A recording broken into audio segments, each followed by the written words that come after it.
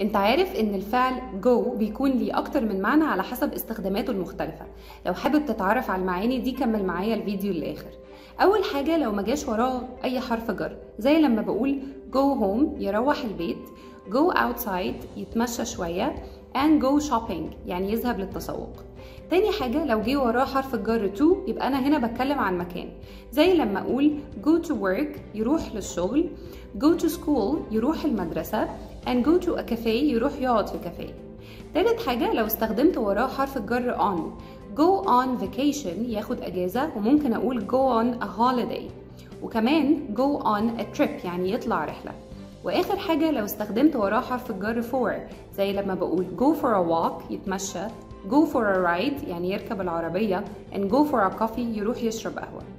لو حابب تتعرف على أفعال جديدة باستخدامات مختلفة كمل الفيديو اللي جاي من جو توكي. Thank you.